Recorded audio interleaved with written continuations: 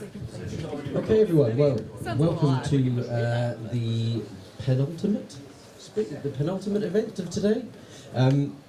So myself and Tim, as we said earlier, if you've caught us earlier in the day, we're Retro Gaming Revival. We're one half of a live YouTube podcast, and we've been given the absolute pleasure and honour to be speaking to Tregenza and Graeme Norgate. So let's give it up. How are you? Good, Brett. Very well, thank you. Thanks for having us. I wish it was my event and I could say you're welcome, but you are welcome. Before we sort of dive into all the really good stuff and all the fantastic projects you guys have worked on, something that we do like to ask everyone that we speak to is we'd love to sort of hear where your love of gaming and how you got into this sort of crazy world that we're now in. So what can you tell us about what drew you into this crazy hobby of video games? What got you going? Well, for me, it was arcade machines. It's particularly, and this is going to show my age a little bit, but Space Invaders, Galaxians, Pac-Man. It was the golden age, or whatever you want to call it. That was my sort of into games, because at the time we didn't have an arcade where I lived, but it was a weird kind of time where shops would have them. Yeah. So newsagents would have Scramble, and there was a record shop that had Pac-Man, Asteroids and Mooncrester, and it'd just be these little Herberts in there all day just playing games. Like, I don't know if it was a good thing for the shops, because there was always a crowd of kids just playing the games. They weren't buying records, they weren't buying whatever, and there was a scary taxi cab place down the road where all the punks were playing all the hard kids played computer games. But that was my into it, and then I was led to believe as a 7-year-old that buying a Atari 2600, it was just like having an arcade in your house. Some clever marketing. Yeah, they lied, but I loved it. Yeah, I still loved it, and from there, it was Spectrum, Commodore. It was the UK home micro sort of transitions until it actually got to a point where I could make meaningful music, which was the Amiga, because I could do tracker stuff. But it was just being a little kid and seeing arcade machines. That was me. So similar stuff a few years later, because I'm just so much younger. But I don't know how I got it in my head. I guess another kid in my village in Cornwall must have got a Commodore or a Spectrum, but I asked my parents for I wanted to play video games, so they found a student in Penzance who was selling a Commodore 64. So I inherited a Commodore with a box of games like Attack the Mutant Camels and things like that, and I got The Last Ninja for my birthday, which I think the second I heard the music for The Last Ninja on the Commodore, like something just exploded in my brain, and I've never been the same quite since. So it was just the Commodore, and my parents they thought, well, just buy a second-hand one. It'll probably be over video games in about 3 or 4 months' time. But no, like 40 years have passed, and here we are. It's that age-old phrase, isn't it, that parents say, "Oh, it's just a phase." Yeah. Just a phase. It never is. I think it was really. I got like early Macs. I had a Mac LC with a blistering 40 megabyte hard drive. Whoa, beautiful. And I was ripping like sounds out of games and putting them into tracker software to start writing music for the first time. Then so that was like the second part. It was my evolution into trying to write little bits of music. I don't want to hear what they sounded like. I'm sure they weren't good, but I kind of do. Yeah. I'd be very interested if you still had them. There's probably a floppy disk somewhere in the world that's still got them, but I haven't got it. Is there anywhere in the audience that doesn't know what a floppy disk is? Because I do like to throw that out when you get the opportunity. It's a save icon. Yeah, exactly. Yeah. My kids have seen floppy disks, and sometimes my son, he's just done his video game design course, and he obviously has learned all of the good stuff of that. yeah, my daughter, you show her that, it's a case of, what is it?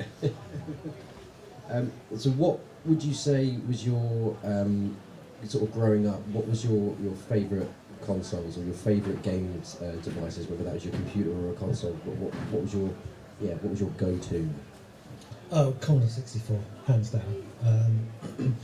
I started with a Spectrum, and it was that playground kind of, my computer's better than your computer, but I had to begrudgingly admit when my friend got a Commodore 64 that actually, it's better. From an audio point of view, which is obviously where we come from.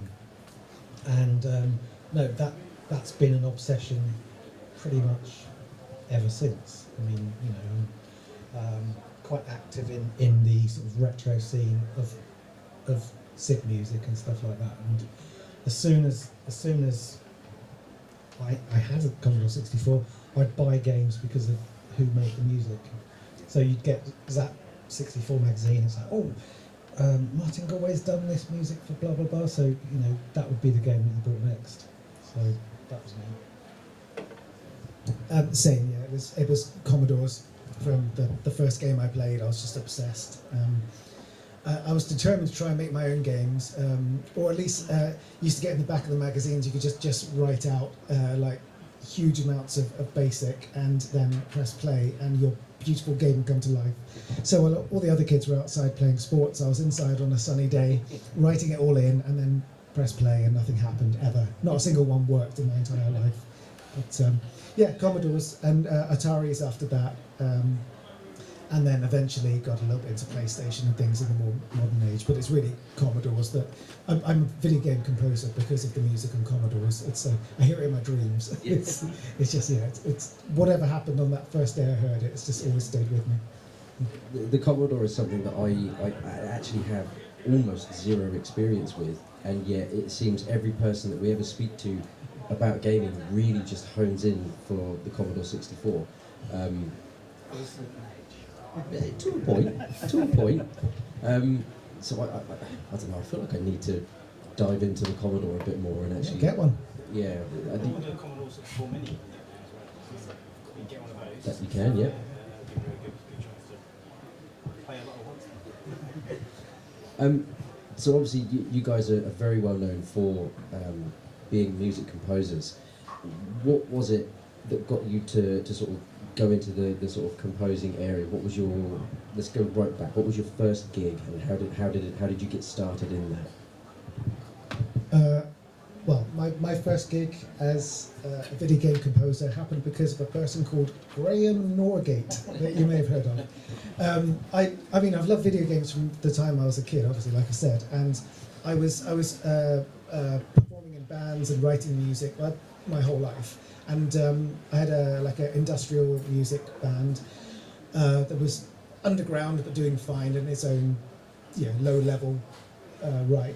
And one day I was at a festival I just played, and someone backstage was like, "Oh, there's a guy here who just likes your band, who just wanted to say hi." So I said, "That was Graeme Norgate." And so I said, "Oh, hi, yeah, I'm in the band, so what do you do?" And he said, "Oh, I write video game music, like timesplitters." And my mind exploded. It's all I've been playing for months and months and months, and I was obsessed with it. And just our friendship turned into like a creative partnership over time. And I've got this dude to thank for everything, basically. Oh, I think that deserves a communicative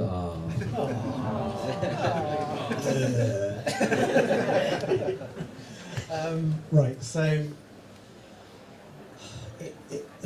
I suppose it started with the Amiga, because I was writing track and music on the Amiga, and I was on a thing called CompuNet, which was like a bulletin board based on mostly Commodore 64, but also Amiga.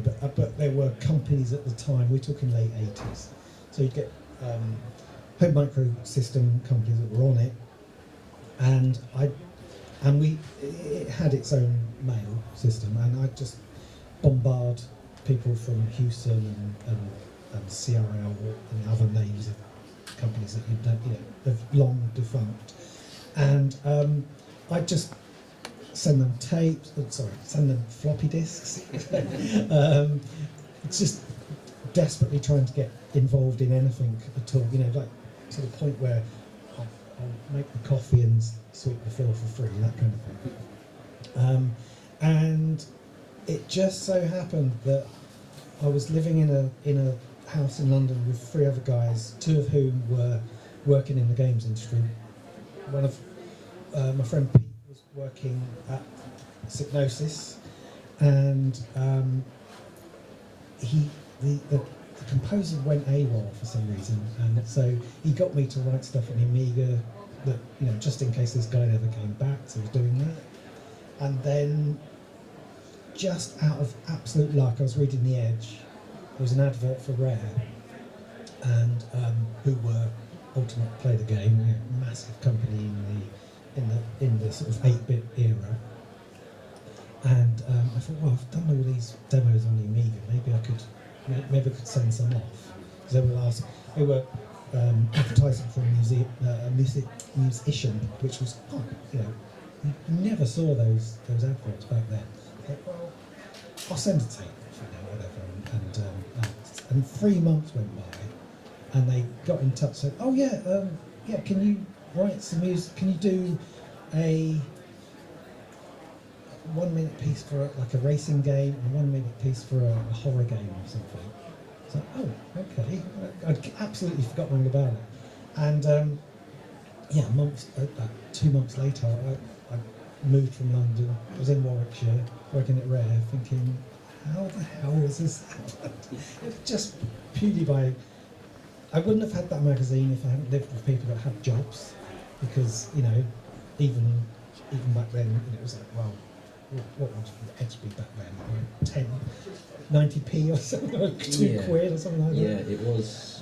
Yeah. So I was really living off the back of them, these guys that had an income, and yeah, it was just like, well, I've sent tapes to all these other companies and had no luck. What's one more tape? And all I remember from the interview was they were like, well, we don't want any budding pop stars. And it's like, well, I don't think there's any danger of that, you know.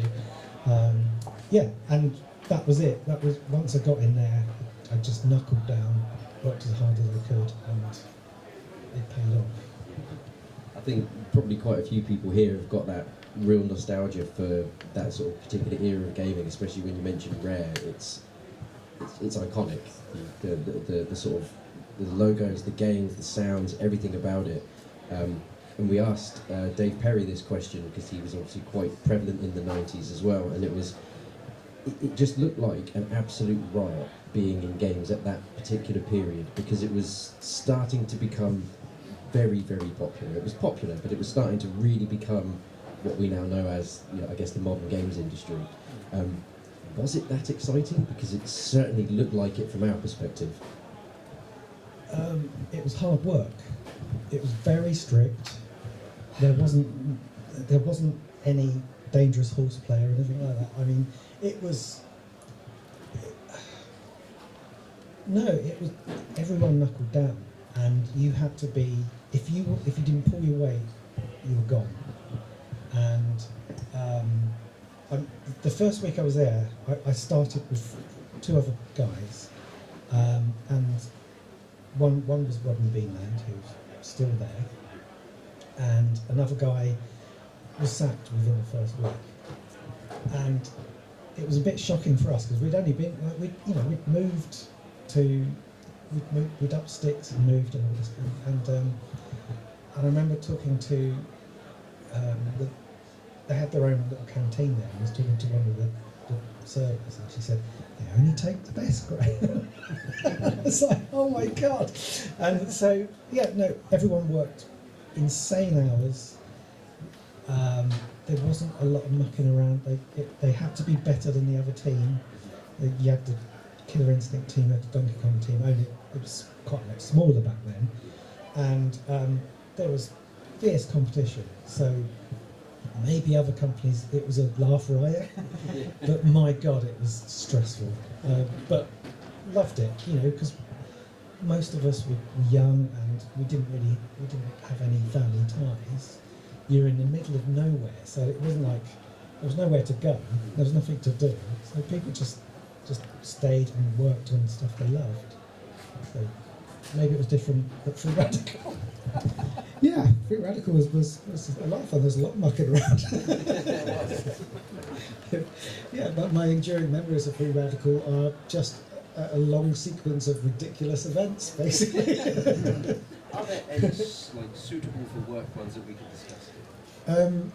A lot of it revolves around the writer Rob Yescombe, who's just gone from strength to strength. He's kind of moved out of the video games industry now to be, he's a writer in Hollywood. He's got a new film with John Cena coming out later this year, I think. He's done really well. He's a great guy. We love him. But he was a nightmare in a way that was both good and bad. It's incredibly distracting, but very funny. Like he once, I had some acoustic foam, it's just the foam we put on the walls for audio rooms. I had a stack of it under my desk, and he hid under that for about 15 minutes and waited until I just settled after coming back from the canteen, and then just burst out screaming, because he knew I'd drunk a lot of coffee at work, so I was always very jittery. So he knew that I was a very good target for that. So there was a lot of hiding behind things and screaming at me. He had a thing called Crazy Ball he would do, where in the middle of an important meeting with, doesn't matter who was in it, he had like a yoga ball, the big heavy yoga balls. He would open the door, scream Crazy Ball, and throw it in, and it would just smash everything in the room. Yeah, it'd be a HR nightmare back now. Yeah. I don't think we have a HR. No, it really was a bit frontier. But so yeah, a lot of our ridiculous memories evolve around him just torturing us in various ways. We were doing a cutscene for a LucasArts game, and he worked with me for 14 hours, but he didn't have anything to do really other than just be there and just see what he thought about the cutscene.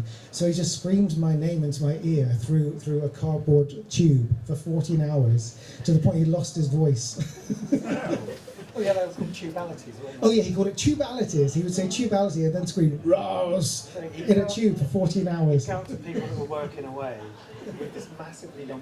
God knows where he got it from. Yeah, I do. And just go tubality and then what the. So a lot of that kind of stuff. Yeah, it was pretty comedy Quite at a lot times. different from Rare. Yeah. Yeah, it sounds it. And what would you say are your favourite titles that you've worked on? Really, particular games you take a step back and look and think, yeah, I worked on that. Like, what's your top title do you think you're most proud of? Okay, sure. I think over everything. I mean, I've done a lot of games. I get very obsessed with every game that I make. I get deep into it and I just think about it all day long and everything. But the Texas Chainsaw Massacre I just finished last year, because I'm a big horror fan anyway. Like when they announced in my studio that, because I didn't even know it was a possibility. Then one day we had at Sumo in Nottingham, we had a studio update, and they said, yeah, we may be getting to work on the Texas Chainsaw Massacre, and I just screamed like a primal scream of happiness. And it was about 4.5 years I worked on it as audio director and composer, and every day, every moment has been absolute joy. Like I just love horror films, and it's a classic horror film. I got to work with Kane Hodder, who was Jason Voorhees from the Friday the 13th films. He did our motion capture and stuff, and just working with that franchise and being part of the history of that game. I got to be grandpa as well. Like if you remember the film, there's an old guy in a chair, and so I did all the sounds for him, thinking one day it would get replaced, and just it never got replaced. So I just used my skills as being an old man to just go. Yeah. Horror is it runs in my veins. It's a huge part of me, and yeah, when that game was announced, you're like, okay, let's see what happens. And then the trailers came out, and you're like, oh, I kind of like this. And the first thing that I noticed from putting the disc in and just booting up and being on the open menu is the sound design. That menu music is just perfect. Oh, thank you. It's so good, and it is something that really does enhance the game, because I guess the gameplay element of the game itself is it's very straightforward. It's a lot of fun, Yeah. but it is quite straightforward, which kind of adds to the charm of it. But Yeah. the music in that game, the music in the levels and the different sound designs, that's what really pulls that game together and actually makes it Texas Chainsaw Massacre for me. Phenomenal. It was a very difficult one because the original film, there's not really a traditional score. It's like sound design. It's like it was the Wayne Bell who put it together. He was a fan of like music concrete, which is like just like layering like sounds of pigs and chains and screaming and stuff like that. So I wanted to do that, but also that's like a 90-minute film where you can control how loud it is, and then maybe there's quiet bits to give your ears a bit of rest. But for the game, like, you know, people might be playing it for 60 hours without stopping if they want, and so it couldn't be super intense all the way through. So it was quite a challenge balancing the extreme music with like moments of quiet and stuff. But yeah, I was very happy with the main theme in the end. It wasn't the first one. I did one that was fine, but it was a bit derivative. And then one night, I think I'd had a couple of glasses of wine, and I was like, I can do better. And I just started fresh, and I wanted to be like memorable and something of our own, but also tie into the film. So, yeah, but yeah, I love working on that game so much. It was such a joy. Yeah, I got to meet Code Who for the year he died. Oh. Yeah, what an honour that was. It was Yeah. I went when we launched the game. I went over to Texas. We had like a press event where we just talked to the public and influencers and things. But Kane Hodder, who plays Jason, was there, and I had a long chat with him about a film he came over to the UK to film called Shed of the Dead, which I'd never heard of, about a serial killer on an allotment in England. wow. I'd never heard of it. Immediately seeking that out. Yeah, exactly. And how about you, Graeme? So it's not the greatest game that I've worked on, but it's the one that I've got the most sort of not pleasure from. I can't think of the word, but it's the first Timesplitters game, and the reason for that is because it was the first game that we made when we left Rare, and we left Rare with a sort of boot up our backside saying, "Oh, never amount to anything. You're without Rare, you're nothing." And so the fact that we actually managed to get a game out, it's not the greatest of the trilogy. It was a bit very rough around the edges because we had to get it out for launch in the UK, for PS2 launch. So there was a strict deadline. There was no, another 3 months and it would be nice and polished. But the satisfaction of doing that, and the camaraderie as well. It was a very small team, and everyone was so focused on getting that game as good as they could do within the time. We had no time to make it, but people joined the company knowing what they were going to work on, and if they weren't interested in it, they probably wouldn't have applied because it was obvious what we were doing. And I think that makes such a difference to a dev team when it's not a case of, oh well, you go and work on that, you go and work on that. It's like, well, I don't like kart racing games. It's always like, doesn't matter, do it. All these guys, they wanted to work on a first-person shooter and new technology at the time. And again, there was some long days and long nights and what have you. But no, it was a real team effort, and even right at the end when we were sort of almost QAing ourselves. We had a QA that was partner here, but we had our own.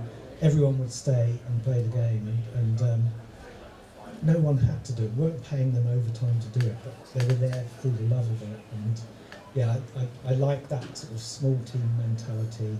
Just everyone doing as best they can. That's a really enjoyable development atmosphere. I really love the mix of humour and like the style of Timesplitters, and I think Timesplitters 2 is probably up there as one of my favourite games Thank you. of all time. And I just love the you've got the story mode and everything. It was the challenges of having like the bronze, silver, and gold categories, and I spent hours and hours on that game. And then a map maker as well, Yeah. where I'd like try and make little collect the key puzzles and challenges, and then get my friends to play it and see if they could beat it or not easily. It's crazy to think the content that was in those games, given the size of the team and the time that we have now. I mean, you'd never sit down now on day one and go, right, we're going to have 20 story levels, we're going to have 20 multiplayer challenges, of course, and map paper. Oh yeah, absolutely. It's just insane. Oh, 120 characters, all done by one guy. It's just insane. So when you're working on a project, how much do you know as a composer when you go to start doing some music? Because I'd imagine like there's lots of parts of the game all being done at the same time. So Yeah. do you get a chance to like play the game without the soundtrack and then you know what you want it to sound like, or do you kind of get little pockets of information and have to work on that? For the most part, I've been lucky enough to be in-house. I mean, I've done freelance stuff, but most of my career has been as an in-house musician. So I get to see the project from day one all the way up to completion, and I'm usually working dog-legged between different games as well. So you get to play the game daily. You get to try it out with your sounds, your music, and all that kind of stuff. And if it's not working, you've got the opportunity to change it and make it work. Whereas if I was freelance and just given a brief on an email saying, I don't know, we want a piece set in the jungle that's action-based, that's not really much to go on. So yeah, it was very useful to have that luxury, really, to be able to try things and reiterate, especially with the rare stuff, because we had hardware that we were learning. The musicians, well, everyone was learning it, but we were learning it, and as time went on, we'd get better. We'd learn little tricks and stuff, and go, oh, I can do that in this piece and improve it. And no one was. There was no. It was a lot less rigorous or regimented as it is today.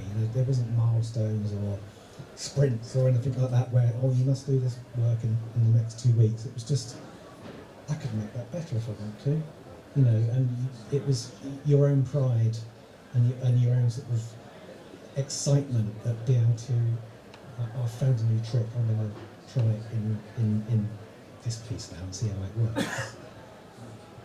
Over to you. Yeah, totally agree. It's like we've both been very lucky in that we've had a lot of opportunities to work in-house, and like Graeme said, it's gives you the iteration and the ability to just live in the game that you don't get when you're an external composer. And there's a lot of things when we've both done a lot of both now, and being an external composer, there's the detachment is kind of a double-edged sword that you it's kind of nice that you're not there sitting through a 4-hour planning meetings of spreadsheets and things like that just make you lose the will to live. But at the same time, you're not in it every day. So like there's games like Homefront: The Revolution we worked on together for years, and like it was just nice that we could just drop in and play the game. But we could put some more music in here, and we were still at the point there where, like Graeme said, there's like a little less heavy-handed on production. So we were just like nobody. Like, they trusted us to do the music. We'd done loads of other games, and they're like, yeah, cool, just let them get on with it. They're over there doing the music, so we just throw more content in.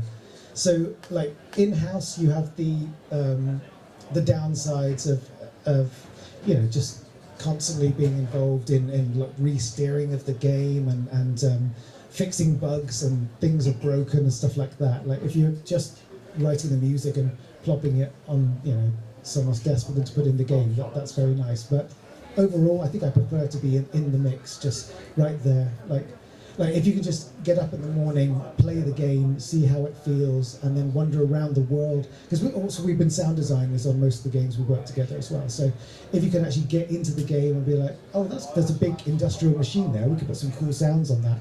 Just as a games developer and as a creator of sounds and stuff, there's a real joy to that.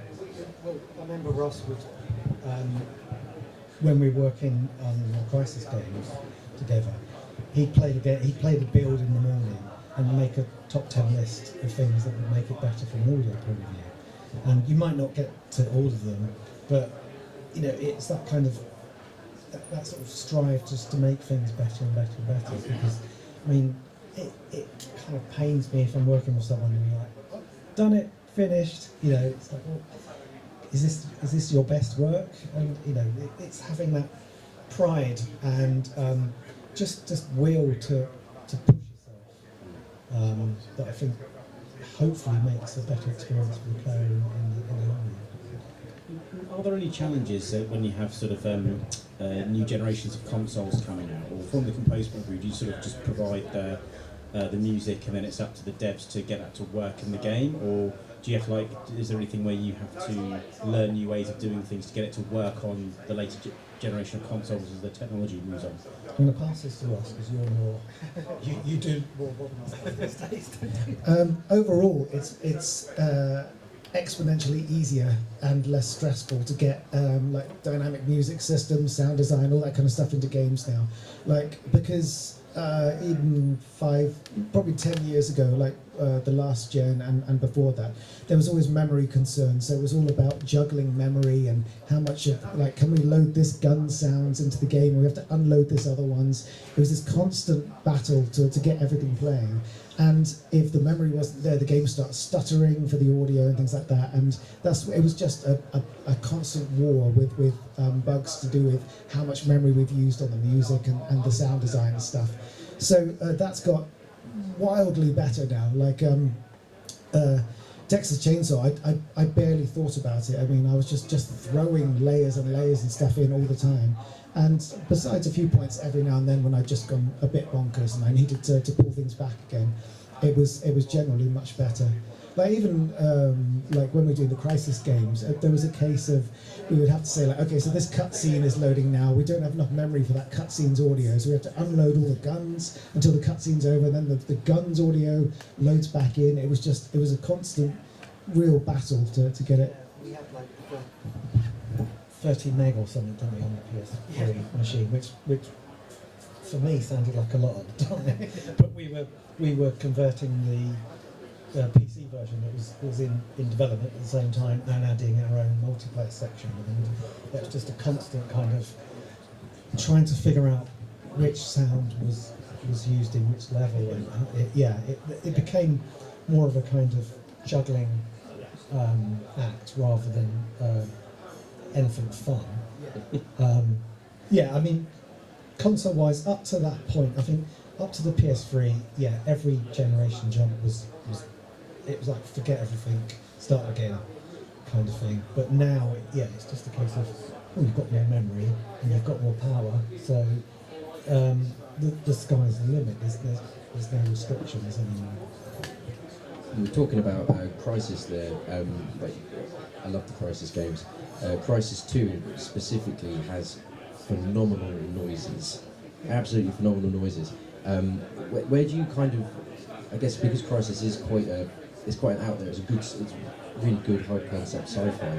Where do you get inspiration for things like the noises that the suit makes? Because I just remember, switching up certain modes on the suit, and you hear this noise which is almost like futuristic bubble wrap that just kind of does this noise, and it just it's so good, it's so good. So where do you get inspiration for that kind of sound? Because you could do anything really, because it just doesn't exist.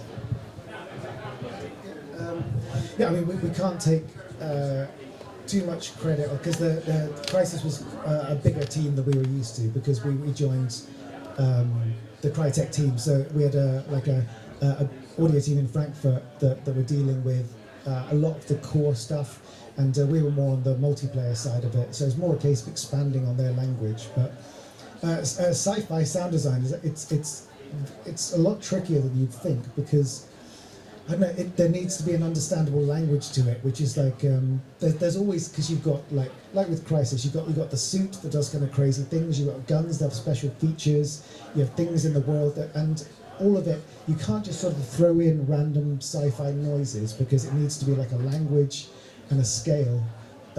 So I think it came down to scale a lot of times. It could be about how powerful is this weapon or this suit mode versus this bigger one, and there needs to be a top and a bottom of that scale. And that for sci-fi games, it always comes down to that. I didn't do sound design for Helldivers, but I loved the sound design in Helldivers, and they did a great job of scaling everything. Everything sounds powerful, but the biggest weapons in the game sound so much bigger than the smaller weapons. So yeah, sci-fi is all about figuring out your language and then explaining the scale in that language, I think. Yeah, like what I said with the Crisis games, we had a much larger team, and the guys were incredibly sort of into what they were doing, weren't they? And very focused, and it was great guys to work with. But we were mostly involved in making the gun sound big on the multiplayer section of the game. So yeah, I can't take credit for the suit, but I know what you mean. It just works, doesn't it? Yeah. It really does, and I think there are milestones in every sort of genre, and it's difficult, I think, to hit milestones in sci-fi because you've just effectively got the pre and post Blade Runner sci-fi era, and that is, for me, that's it. But then every now and then these little things crop through with things like sound design. So like the movie Arrival for me was like, yep. And for me, Crisis was one of the first things in like gaming where I thought, yep, that's another one, that's a new milestone. So that was great. I definitely have two games I want to ask you both about, just again for music and sound. How much work did you do on Donkey Kong Country? None. Donkey Kong Land. Yeah, that was me and Dave Wise. Yeah. So when I joined Rare, there was two teams. There was the Killer Instinct team, and then there was the Donkey Kong Country team, and it was Dave Wise and Evelyn Fisher who were Donkey Kong Country, and myself and Robin Beeland were on Killer Instinct. And then once we'd done those, it was all about the conversions. And I think I just said to Dave one day that I'd love to work on a Game Boy 22 because it was quite close to a Commodore 64. It was kind of chip music as we call it now. 4 sound channels, not 3, but it was similar. It was square waves basically, square waves and a noise channel. And I think he just humoured me at first. Said, well, here's a development kit. Have a muck around and come in and listen to what I've been doing. And said, oh, okay, well, let's get you on some tunes. And in the end, I think it was kind of half and half or something what we did. But absolutely loved working on that game. It was great. Because that's another game that sometimes you get a game and you put it into the system, not so much nowadays because the consoles are so powerful and PCs are so powerful, but certainly things like Donkey Kong Country, when you put it into the Super Nintendo the first time, it graphically blew my brain away. I felt the same thing with Donkey Kong Land as well. You put Donkey Kong Land into a Game Boy and I can't quite fathom how it works quite like it does, but it does. And again, the sound and the music on that cartridge is so good. But it's on a Game Boy. Yeah. Dave had been doing stuff for years up to that point, and he'd honed his craft. I mean, I'm sure he's told you, and I've probably told people in the past, it was all hex. It was all filled into a text editor, basically in hex, and that forced you into making it all about the melody, because there wasn't much else you could do. It couldn't be sort of somber ambient pieces or something. You had to make the music count. And so with his sort of history and from doing NES games and stuff like that, he had that knowledge, and my years of listening to Commodore 64 synth music, and then he could tell me, he'd come in and say, oh, that's good, but if you did this, it adds like a false echo or something like that. So he'd give me these little tips. It's like, oh, brilliant. And then you'd go back and program it and stuff. And you had the Stampers, who were had a very strong hold on Rare. And they would come into your room at a moment's notice and go, right, play us what you're doing. And then, it would be real kind of, you'd start sweating and stuff. It's like, okay, well, and they knew their onions, so they'd be there and yeah, it's good, but I think we could do better and stuff like that. There was all that strive to be your best, and that was a very strong part of Rare because they not saying they were slave drivers, but they were interested in what everyone was doing. It was not the hierarchy that you get these days, where it's layers upon layers and layers of users and stuff like that, and the people at the top probably don't really get to see the day-to-day workings of what everyone was doing, but it was small enough at the time, probably 50, 60 people, where they could just go around the whole company, sit in your office and watch you work and stuff, and that kept you on your toes. And and also we had a team of 4 and then 5 people in the early days when Grant joined, and everyone wanted to be better than the other person. So that's what pushed us on. And Ross, the game I think just before we started talking about, I said I really wanted to talk to you about was Cyberpunk. I know a lot of people people love Cyberpunk. Yeah. There's a lot of people that ragged on it when it came out. I was not one of those people. I had a very, very good experience with Cyberpunk. But again, it's the music and the sound design and everything in that game is absolutely killer. What can you tell us about the working with Cyberpunk? I was absolutely delighted to be involved in Cyberpunk. It was a real dream come true. I was sort of we have a friend, Colin Wilder, who's head of audio code, and now I think in a broader top level position at CD Projekt Red. And so I kept kind of hassling him, saying, if there's ever anything I can do musically for this game, please get me in. And they realised like halfway through production that they didn't have any music or sound design in any of the in-world adverts in the game, like that kind of Blade Runner-y vibe of all the dotted around. So I did a few tests for the music director Martin, and he was happy with the sound of the stuff I was doing. So I then got into this weird situation where they said, okay, we have 130 in-world adverts that we want you to compose music for and do the sound design for, and every single one needs to sound like it's from a different composer. So I then spent the next, it's about a year I guess, of just trying every musical thing that I could think of to every time I'd finish one, I'd be okay, next one I'm going to try, I don't know, mandolin and drum and bass and see how that sounds. So I just had to just keep working through all of them and I would send batches of them over to them for them to approve. And it was exhausting, but in the way I like to be exhausted, that like musically I was challenged to the top of my ability. But they were happy with them, and they're everywhere in the game now, which is lovely.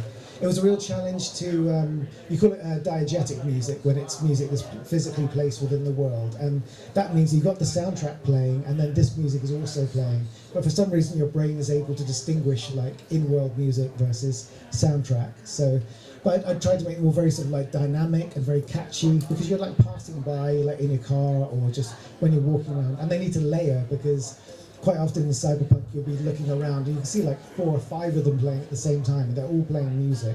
So it needs to sound, they need to be like not too chunky and over compressed and stuff. It needs to be quite pleasant and light on the ears. So I tried to do that, and I think it's worked quite nicely. I think my only real reservation is that the last one I did, number 130, I did about 4 o'clock in the morning. I was just emotionally and physically drained, and it's really weird.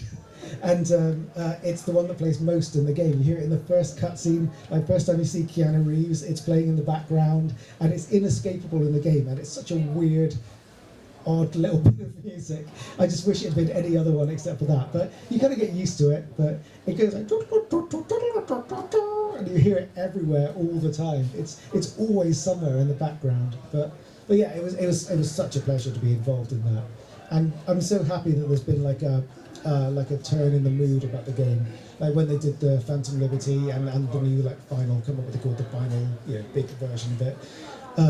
it feels like it's had its redemption that it deserved, because they were such a hard-working team. Like, there's amazing music in that game, like the in-house audio team and all the music they commissioned to get written for it by a load of artists. Like, there's such love and care put into it, and it was like the two things he said to me when I was like, where am I going like musically with this as like a first starting point? He's like, we don't want Blade Runner and we don't want F-word synthwave. Because it's like those are both too easy and too obvious. He's like, do anything you want, just don't do Blade Runner, don't do obvious retro 80s. Like, we can be more interesting than that. And I really think they did that really well. Yeah, I would agree. Colin Warder, who we've worked with back in Free Radical days, he was a real visionary. Back then, what he wanted to do, we didn't have the technology to do, but he would push as hard as he could and I mean, we didn't use middleware back then, and he was basically trying to do his own middleware, wasn't he? And the passion of that guy is amazing. I'd get in the morning and he'd be under his desk. He's been there all night. He's sleeping on his desk and stuff. And I think that was the culmination, wasn't it, really, of his career, because he worked on, was it Red Dead Redemption or was it GTA 5? So he just went from strength to strength. And I think where he is now, he could see all the things he wanted to do all those years ago and pushed him into this huge open world game and just make it sound great. So yeah, always have good programmers on your side to make your stuff sound good. So I was going to ask this: if you could write music for either a game franchise or any franchise that's being made into a game, what would be your ideal sort of franchise to work on?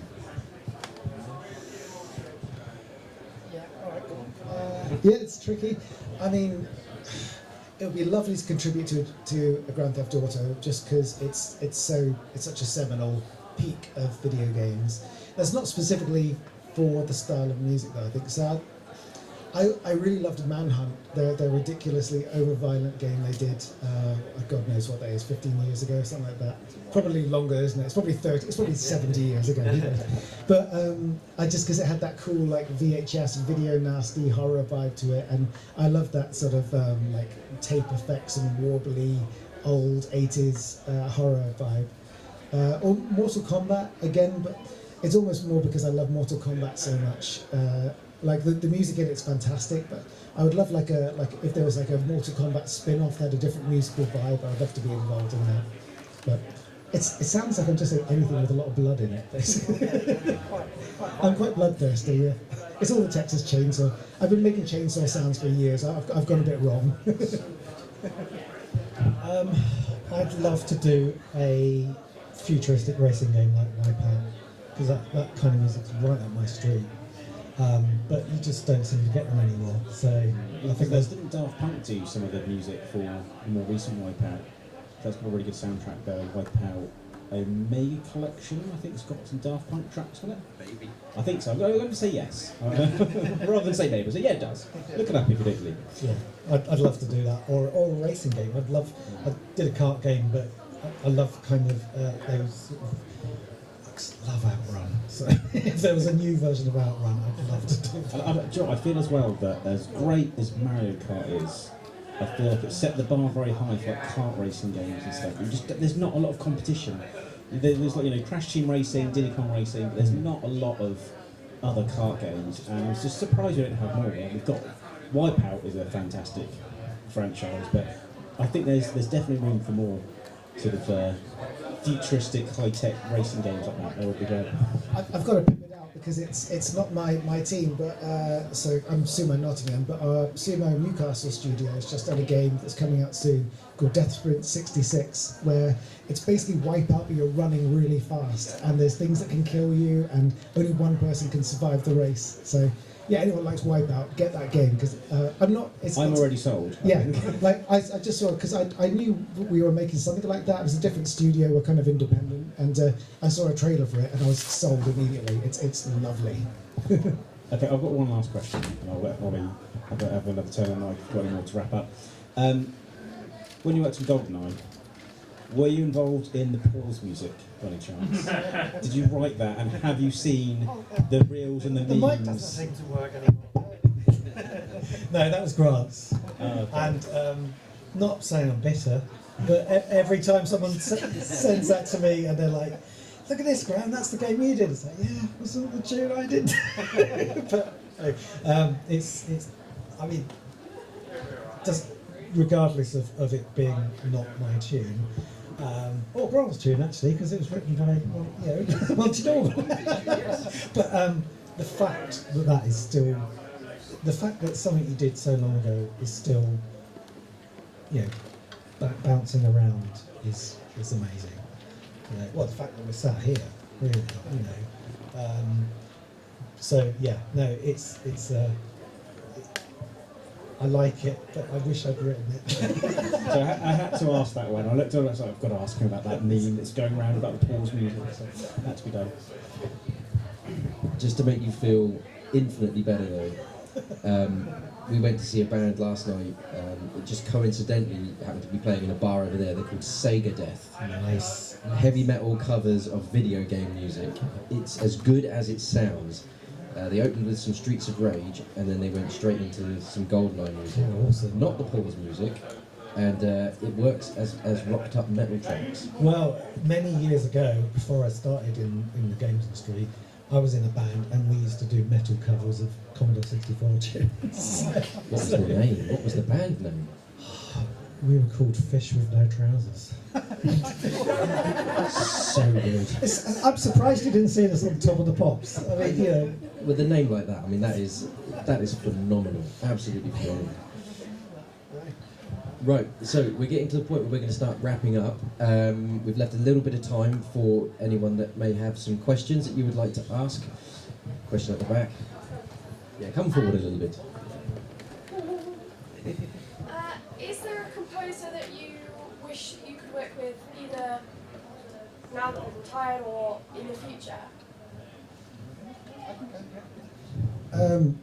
I've been a Nine Inch Nails fan since I was in my early teens, and now with Trent Reznor from Nine Inch Nails with Atticus Ross, they work on a lot of film soundtracks and stuff, and it feels like it's in a blurry area of that. So I'm still keeping my fingers tightly crossed that there's one day that everything will just work out nicely, and I'll end up doing a track with him or something. For game composers, Mick Gordon, who did Doom, because he's just, his work was so seminal, and he brought so much attention to video game music that if there was ever a chance I could work with him on something, that would be pretty cool. If you get to work with either of those people, I will carry the bags. I will do whatever it takes to just be along for the ride. Just, I'm throwing that out there. well, okay, so no chance of this happening, but if in my sort of fantasy football league version of composers, I'd love to have sat and watched George Gershwin work for an afternoon, or longer, or whatever, because he's my hero. For video games, again, he's still alive, thank God.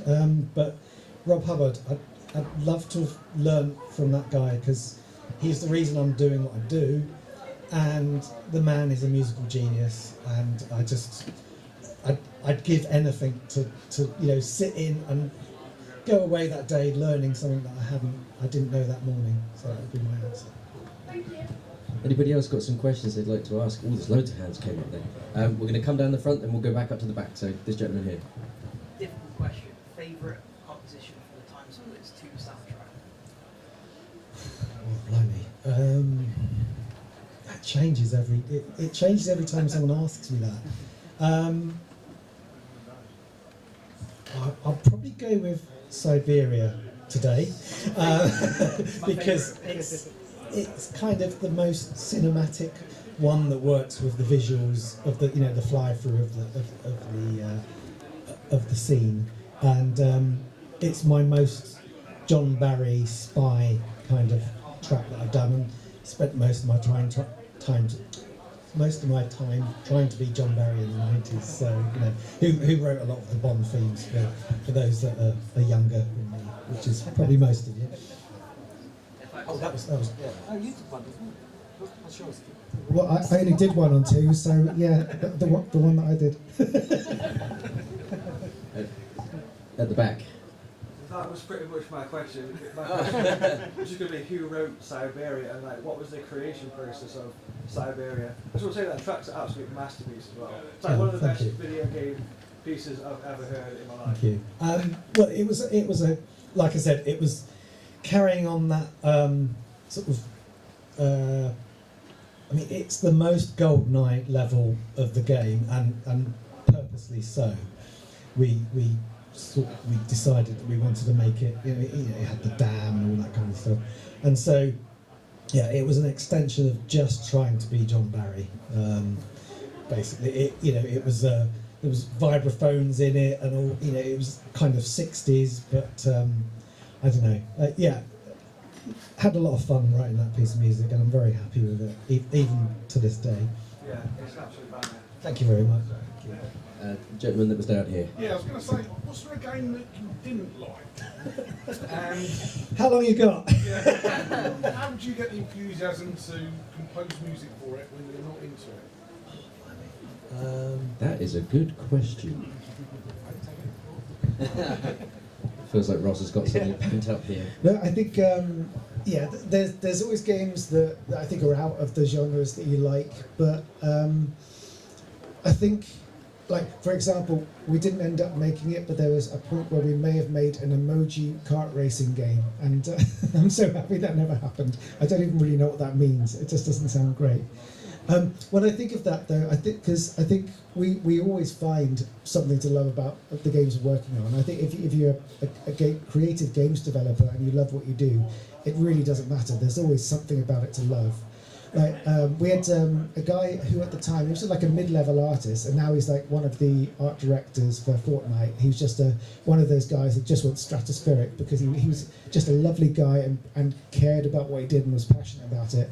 And I had a meeting one morning, just a mixed discipline meeting of different people on Homefront, I think it was. And he had a junior artist, and he said, okay, so you're going to be doing the art for this old garage space. And the guy was like, I don't want to do that. What interesting art is there to do in an old garage? And this guy who's now working at Fortnite just genuinely was bewildered by his lack of enthusiasm. It's like, oh my God, you've got light coming in the windows, you've got rust on the floor, spilt oil, you've got tools on the wall, you've got old cars, rusted wheels, and it's like, that's what I love about good video games developers. It doesn't matter what you're doing, you're finding something to love about it and putting passion into it. So, yeah, I think there's been games I've loved and games that I liked, but I think I've always tried to, put stuff into it. There's always something to love about them. Yeah. Yeah, I'd say Haze, but not because of the. Hey. I like it. No, That's the best review we ever got for it. yeah, I like it. I'm trying to put it nicely. Oh God. Careful. It was because the development was a slog, and it wasn't. I think the game wasn't what. The game didn't come out as well as it could have done, and God, let's not go into all the myriad reasons why that was, but and there were fun parts of that project. I loved doing the direction of the actors and stuff like that. But musically, it was a slog. Nobody really knew what it was for a long, long time, and it was the first game where we had an awful lot of interference with the publisher, to the point where we'd have to go back to the drawing board time and time again, and that can be quite soul-destroying because you think, well, what do these people want? I'm doing the best I can, but no, it wasn't what we wanted. Blah blah blah. The only reason I'm saying that game is because of it was just the hard work that went into it that was thrown away, which seemed a real shame. And it could have been so much better. I liked it. Yeah.